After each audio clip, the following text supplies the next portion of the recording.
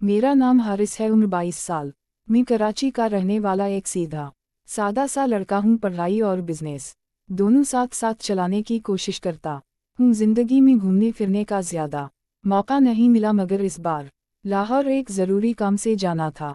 सोचा फ़्लाइट छोड़कर ट्रेन का सफ़र करूँ ताकि रास्ते के मनाजिर भी देख सकूँ और दिल को भी कुछ सुकून मिल जाए। सुबह सौयरा स्टेशन पहुँचा तो चारों तरफ मुसाफिरों का शोर शराबा, भगदड़ और बच्चों की आवाज़ें गूंज रही थीं। ट्रेन के इंजन की सीटी एक अजीब सी दिलचस्पी पैदा कर रही थी। हाथ में बैग था, दिल में नया तजुर्बा करने की खुशी भी थी। मेरी सीट ऐसी बोगी में थी, अंदर गया सीट नंबर तलाश करता हुआ। अचानक सामने मंजर देख कर लम्हा भर को रुक सा गया।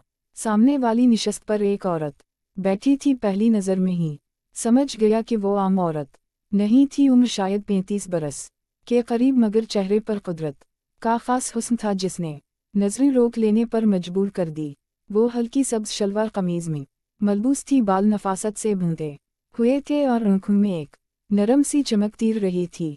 हाथ में किताब थी जिसे वो ध्यान से पढ़ रही थी, लेकिन कभी कभी खिड़की से बाहर झांक कर रास्ते के बदलते मनाजिर देख लेती थी। मैं चुपचाप अपनी सीट पर बैठा, दिल ही दिल में मुस्कुरा रहा था कि सफ़र अब दिलचस्प होने वाला है। ट्रेन आहिस्ता आहिस्ता हरकत में आई और डब्बे में हल्का सा शोर बढ़ गया। लोग अपनी जगहों पर बैठ गए। मैंने बैक साइड रख कर पानी की बोतल निकाली तो उसने एक नज़र मेरी तरफ डाली, फिर दोबारा किताब में खो गई। मगर इस एक नज़र में ऐसी नरमी थी कि लगा शायद बात करने का कोई बहाना ढूंढना ही बेहतर होगा। आधा घंटा खामोशी रही, फिर मैंने हिम्मत करके पूछ लिया, आप लाहौर जा रही हैं? वो मुस्कुराई और बोली, जी हाँ। आप भी? मैंने फौरन कह दिया, जी पहली बार जा रहा हूँ। बात शुरू हुई तो बहाव की तरह आगे बढ़ती गई। उसने अपना नाम साइमा बताया, शादीशुदा थी मगर इस वक्त अकेली सफ़र कर रही थी। बच्चों का जिक्र नहीं किया, बस इतना कहा कि कभी कभी तन्हाई में सफ़र करना दिल को अच्छा लगता है। मैंने सोचा वाकई ये औरत अपनी उम्र से कई ज़्यादा बावकार और दिलकश शख्सियत रखती है। बातों का अंदाज, हल्की मुस्कुराहट और लहजे की नरमी सब दिल पर निशान छोड़ रहे थे। मैं खुश था कि सफ़र ने इतनी अच्छी हमसफ़र दे दी है। चाय वाले ने आवाज़ लगाई तो मैंने 2 कप मंगवा लिए। एक उसकी तरफ बढ़ाया, वो हुला से मुस्कुराई और बोली, ज़रूरत नहीं थी, लेकिन शुक्रिया। फिर गुफ्तगू की रफ्तार मज़ीद अच्छी हो जाती गई। वो बचपन के किस्से सुनाती रही, कराची और लाहौर के फ़र्क बताती रही, रास्ते के मनाजिर पर तबसरे करती रही और मैं बस सुनता चला गया। दिल में ख्वाहिश थी ये लम्हे रुक जाएं खाने का। वक्त आया तो उसने बैग से डब्बा निकालकर रखा, इसमें घरेलू खाने की खुशबू फैल गई। इस ने कहा, अकेले खाने में चाहत नहीं आती, आए मिल कर खाइए। मैंने प्लेट लेते हुए हिचकिचाहट दिखाई, लेकिन दिल से बेहद खुश था। खाना मज़ेदार था और साथ इसकी संगत ने लम्हों को और भी खूबसूरत बना दिया। खाने के बाद हम टेक लगा कर बैठ गए। उसने धीरे से कहा, सफ़र लंबा है मगर अच्छे साथी के साथ वक्त अच्छा कट जाता है। आप अच्छे साबित हुए, ये सुन कर दिल जैसे रुक सा गया। मैंने कहा, मैं भी यही सोच रहा था, सफ़र शायद बोर होगा मगर आपने बदल दिया। वो हंस पड़ी, इसकी हंसी ने पूरे डब्बे को जैसे रोशनी से भर दिया, जैसे हर तरफ कोई नरमी सी हुआ चलने लगी हो। शाम ढलने लगी, अंधेरा बढ़ता गया और ट्रेन की रोशनियों ने माहौल को नरम बना दिया। यूं लगा जैसे अजनबीत के सब पर्दे हट गए।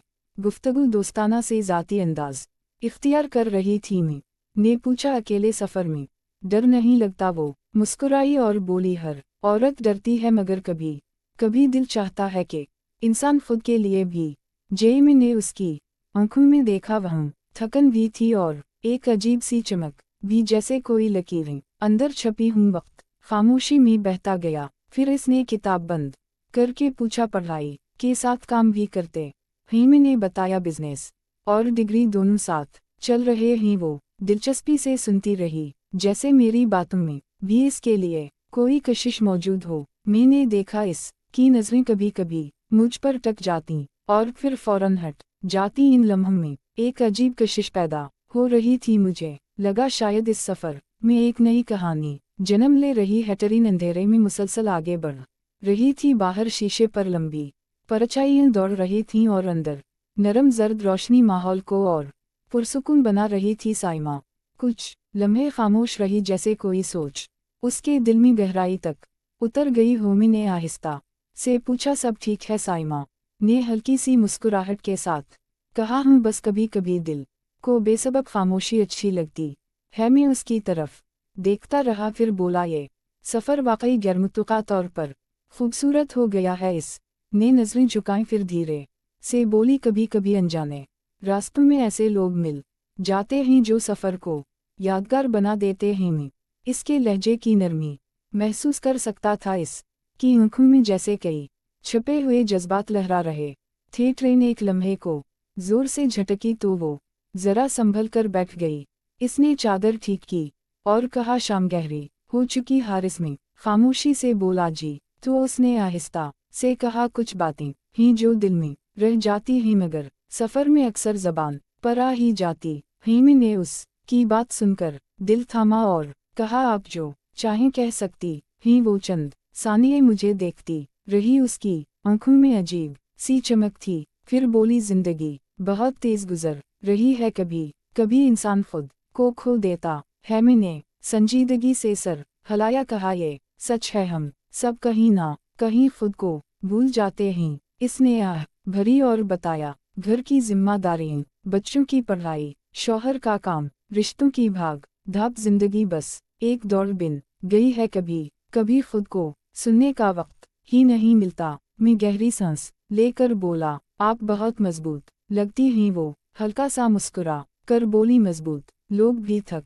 जाते हैं हारिस, बस फर्क ये होता है कि वो थकन छुपा लेते हैं। मैं ने पहली बार इसके अंदर की उदासी महसूस की, जैसे वो कुछ कहना चाहती हो मगर रुक रही हो। मैं ने हिम्मत की और कहा, अगर दिल हल्का हो जाता है तो जरूर बताइए। वो चंद लम्हे सोचती रही, फिर आहिस्ता से बोली, हूँ, अकेली सफ़र करना मेरे लिए फरार नहीं बल्कि सांस लेने जैसा है। घर में सब मुझसे मोहब्बत करते हैं, मगर कभी कभी एहसास होता है कि मैं खुद कहीं खो गई हूँ। मैंने कहा, इंसान कभी कभी अपने आप से भी मुलाकात चाहता है। वो चौंकी, फिर इसने सर हिलाकर कहा, हम वाकई यही सच है। हम दोनों के बीच फासले मजीद कम होने लग गए। वो अब ज्यादा पुरसकून महसूस हो रही थी। ट्रेन की रोशनी इसके चेहरे पर पड़ रही थी और मैं सोच रहा था कि ये मुलाकात महज इत्तिफाक नहीं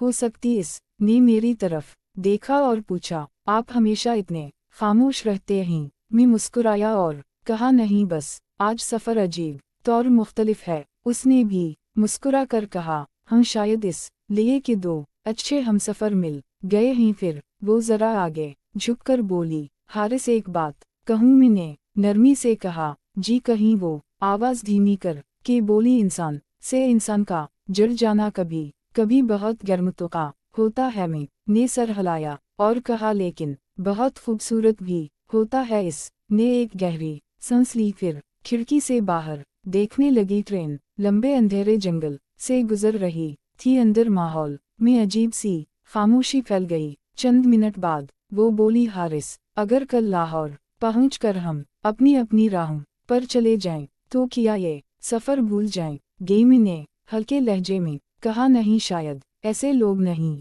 भूले जाते जो दिल में निशान छोड़ जाएं। वो ये सुनकर मध्यम सी मुस्कुराई और बोली, पता नहीं क्यों, मगर आपकी बातें दिल को सुकून देती हैं। मैं ने जवाब दिया, शायद इसलिए कि हम दोनों हकीकत में सफ़र ही नहीं कर रहे बल्कि कुछ सीख भी रहे हैं। उसने किताब दोबारा बैग में रखते हुए कहा, शायद ये सफ़र मेरी ज़िंदगी का अहम तरीन सफ़र बन जाए। मैंने पुरसकून लहजे में कहा, हो सकता है, क्योंकि खूबसूरत लम्हे अक्सर बगैर बताए आ जाते हैं। ट्रेन अब लाहौर के करीब थी, मगर हमारे दरमियान एक नरमी कायम हो चुकी थी, जो शायद मंजिल के बाद भी कायम रहती। मैं ने पूछा, अगर कभी दोबारा सफ़र हुआ तो क्या आप अजनबी रहेंगी? वो हल्की मुस्कुराहट के साथ बोली, कुछ लोग अजनबी नहीं रह सकते, वो याद की सूरत दिल में बस जाते। हेमी ने कहा, शायद आप भी याद रह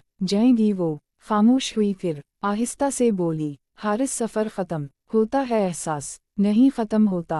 ट्रेन धीरे धीरे लाहौर स्टेशन में दाखिल हो रही थी। हम दोनों ने एक दूसरे को आखिरी नज़र से देखा और समझ गए कि ये कहानी अधूरी नहीं बल्कि मुकम्मल होकर भी